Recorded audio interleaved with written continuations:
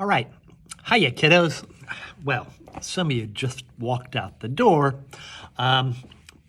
You were just doing a simulation on population growth, right? And we are going to be today, I'm going to be talking about human populations and the implication that it has on environmental biology, right? So that's what we're here for. And so when your book starts out with a really interesting story, it's a great story, and it's based in Thailand. And it's not just a story, it's true. All right, so it's talking about, the very first link is there is a restaurant in Thailand that is devoted to birth control, right? And so you were just doing a simulation dealing with birth control. And so you don't really have that link. I don't care if you watch it or not. If you're interested in birth control, there's all kinds of stuff in this restaurant. But what is interesting and what is important is to understand what happened in Thailand with regards to getting their birth rate under control. They had a huge problem with the population growing rapidly. And this was a problem that was really hard to deal with. And the reason it was hard to deal with is it was absolutely socially unacceptable to talk about birth control and anything like that. And so what happened is they decided to change that, to change society. So what they did is they, first of all, they started passing out contraceptive devices, condoms, in the traffic. They have really heavy traffic, large population, small country. They have a problem with traffic, and so when people would be waiting, they'd be giving out these contraceptive devices. And beyond that, the local officials would put on displays where they were doing kind of stupid stuff like using blowing up condoms and things like this. And the net effect of desensitizing the population to these kinds of discussions and the fact that they were giving out contraceptive devices, they had a tremendous success. They went from a annual population growth of 3.4 or 0.2% down to less than 1% in population growth.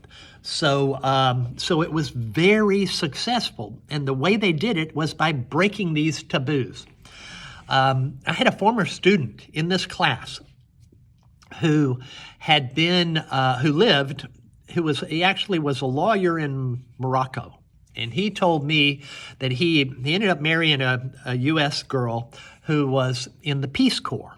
And he was worried about the same kinds of issues in Morocco. And he and his wife at the time went out into the villages and were trying to promote this. And he said they got into some really difficult situations because of this same social taboo. Okay. So what are other ways? So you have countries where, such as Thailand, where they're saying, oh, how can we get this under control? And then you have other countries that take a different approach, and they say, oh, we'll get it under control. Don't you worry. We'll force people to not have kids. And that's the case in China and India. China has this one-child policy where they're only allowed to have one child, and basically they've been so successful. I mean, forcing people to only have one child. They've been so successful that they actually are below replacement rate, and so they've got another problem now with having enough kids for all of the old people. But and then in India, they even go further, and if you have too many kids, they sterilize you. you're neutered. Yikes. Or what, spayed. They have spay and neuter clinics. No, I shouldn't joke about it. That's really horrible. Forced sterilization. There's another really funny way that a country has gotten their birth control, had an influence on reducing their rate of reproduction. It ends up there are a lot of people who have moved from the country to the cities in Brazil. And what they find is, and in the country, there was an advantage to having lots of kids because, everybody could milk the cows and do whatever was needed on the farm. But in the city, what do you need all these kids for? You don't need that kind of workforce. And so the people who migrated from the rural areas to the city, they have a little more time on their hands. They're not constantly having to go out and take care of the animals or, whatever. And so what do? They watch TV. And they have some very successful soap operas. Yeah, some very successful soap operas, and they show people living the good life. And the people watching say, well, why? How come are they living the good life and I'm struggling? And they realize they don't have many kids. Whereas the people watching are like, I've got all these kids. I've got to go buy diapers and I've got to get shoes. They wear them out like that. They realized that if you have fewer kids, you have more money. And so even though Brazil, and so how do they do it? They're a Catholic country, so they have to kind of sneak to use birth control. And when they give birth, especially if they have a cesarean section, they tell the doctor, go on and tie my tubes, right? So oftentimes they can kind of on the sly come up with ways to have fewer kids, and it's been really successful. So there are ways to get human population under control. All right, so slide 3, we're on slide 3. We say that worldwide, every second, there's another 4 or 5 kids. 4 more, 5 more, that's what's going on. That's what's going on. And you say, I mentioned before, I said replacement. And so what does that mean? That means for every person who's born, for every person who dies, you have somebody that's born. Well, in those same 1 second intervals where we have 4 to 5 people born, you have 2 to 3 people die. And so what is that doing to the population? The population is rising, or it has been. All right, so we have some, interestingly, to me, it seems pretty obvious that you need to get population growth under control. And so there are people who, like me, who say, well, we're a little concerned about overpopulation because we're going to be depleting our resources and damaging our environment. But believe it or not, there are other people who say the more people you have, the more geniuses you have. And so if you have that many people, then you'll come up with ways to where it's not a problem. So the more the merrier, right? Yeah. So currently, so if we look at the world and we say, all right, what kind of resources do we have? We say that, right now we have enough food for everyone. We're 7-point-something billion people right now. And yet, there are people, all you have to do is look outside or watch the news and you see there are homeless people. There are people that are hungry and there are people that are starving. And so even though the world has enough food and energy and so forth for everyone, the problem is we have greed, waste, and oppression that is producing an inequitable distribution of the resources to the population.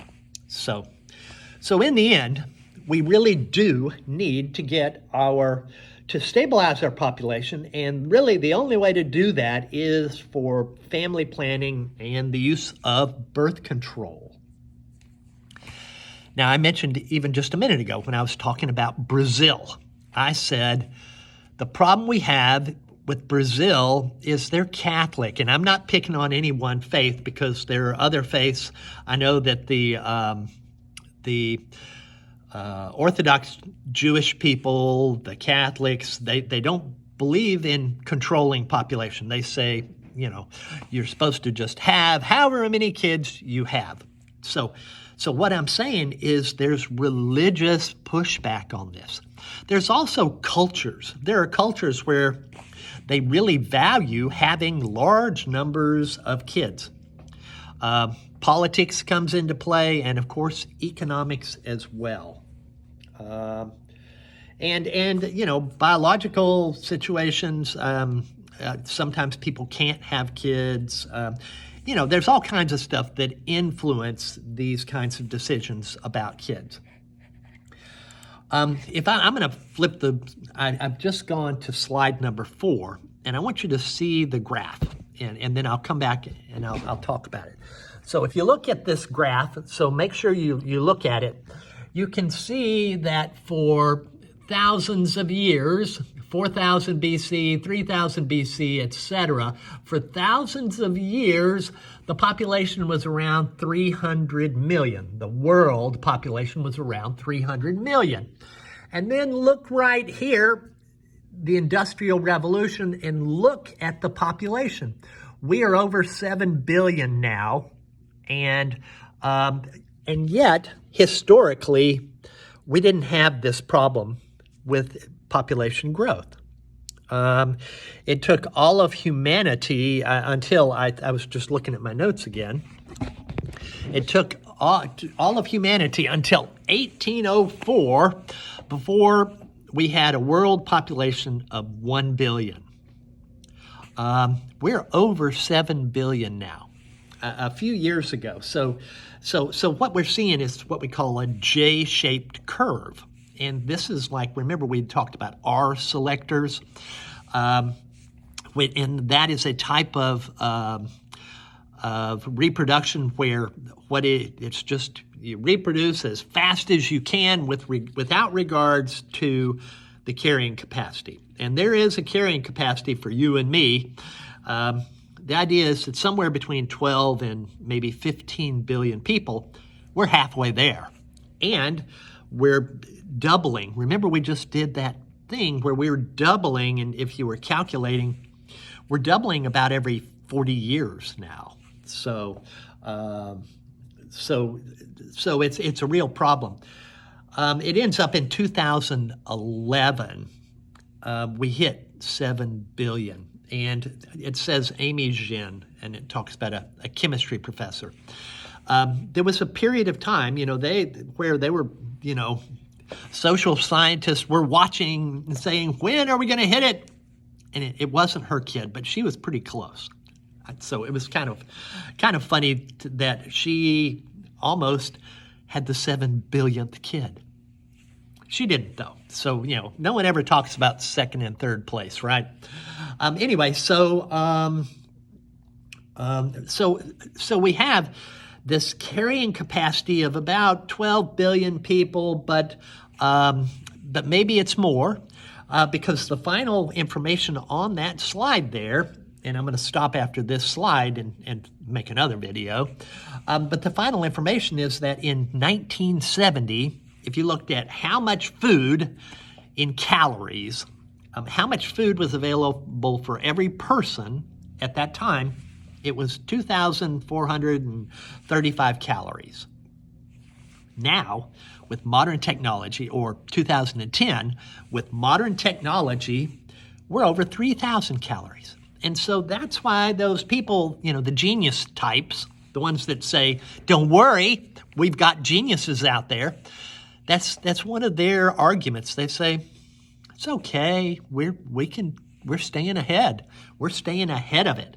Not so sure, but certainly for the short run, they are correct. All right, I'm going to stop and I'll be back in a second.